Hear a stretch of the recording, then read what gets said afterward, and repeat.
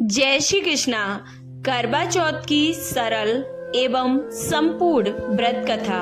करवा चौथ की कथा कहते हैं सुनने मात्र से इस व्रत का फल कई गुना अधिक मिलता है।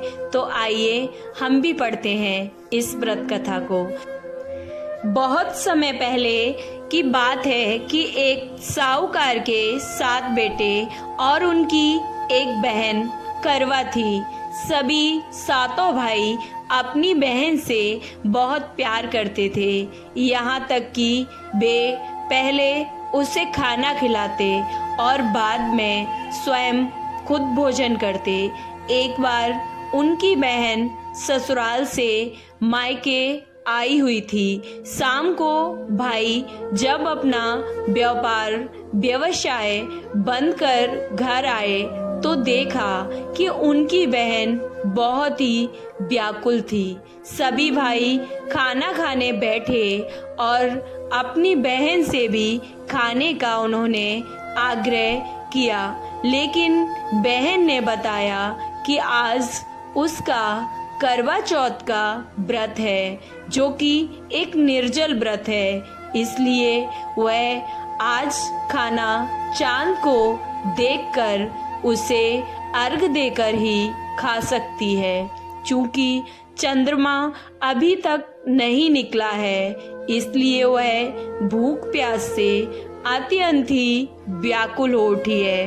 यह देखकर उसके सबसे छोटे भाई को अपनी उस बहन की हालत देखी नहीं जाती और वह दूर पीपल के पेड़ पर एक दीपक जलाकर छलनी की ओट में रख देता है। दूर से देखने पर वह ऐसा ही प्रतीत होता है कि जैसे चतुर्थी का चांद उदय हो रहा हो। इसके बाद भाई अपनी बहन को बताता है कि चांद निकल आया है। अब चलो बहन, तुम उसे अर्घ देने के बाद भोजन कर सकती हो। बहन खुशी के मारे सीढ़ियों पर चढ़कर चांद को देखती है, उसे अर्घ देकर खाना खाने बैठ जाती है।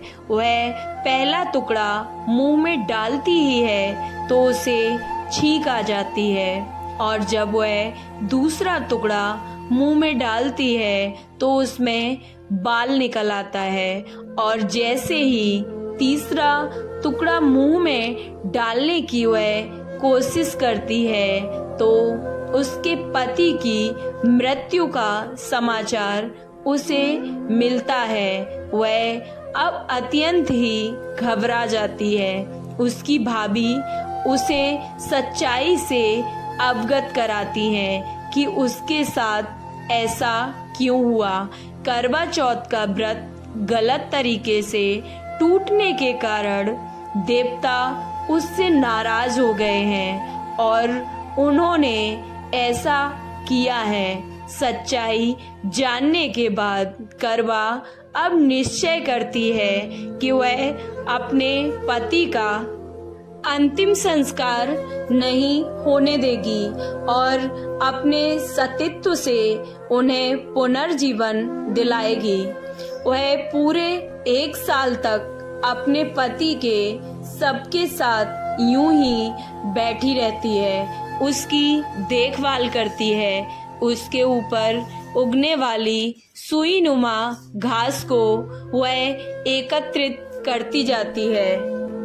और 1 साल बाद फिर जब करवा चौथ का दिन आता है तो उसकी सभी भाभियां करवा चौथ का व्रत रखती हैं। जब भाभियां उससे आशीर्वाद लेने आती हैं तो वह प्रत्येक भाभी को यम सुई ले लो, पिया सुई दे दो, मुझे भी अपने जैसी सुहागन बना दो, ऐसा सभी से वह आग्रह करती है। लेकिन हर बार भाभी उसे अगली भाभी से आग्रह करने का कहकर वहां से चली जाती हैं। इस प्रकार जब वह 6ठे नंबर की भाभी आती है तो करवा उससे भी यही बात फिर से दोहराती है।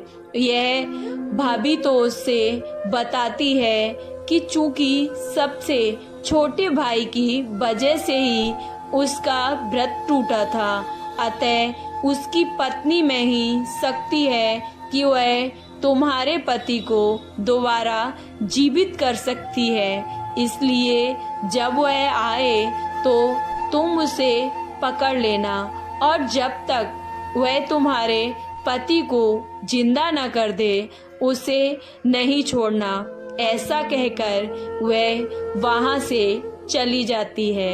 सबसे अंत में जब उसकी छोटी भाभी वहां आती है, करवा उनसे भी सुहागन बनने का आग्रह करती है, लेकिन वह टाल मटोली करने लगती है। इसे देखकर करवा उन्हें जोर से पकड़ लेती है और अपने सुहाग को जिंदा करने के लिए उनसे कहती है और भाभी उससे छुड़ाने के लिए नोचती है, खसोटती है, लेकिन करवा उसे नहीं छोड़ती है।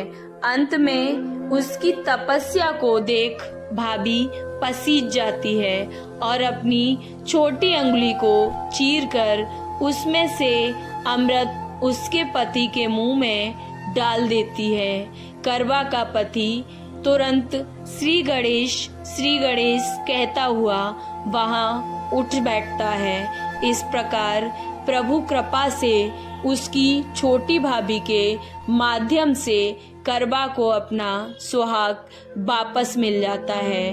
और हे श्री गणेश महागौरी, जिस प्रकार करवा को चिर सुहागन का आपसे वरदान मिला है, वैसे ही हम सभी सुहागिनों को आशीर्वाद देना, सदा सुहागन रहने का और पति की चिरायु का वरदान देना।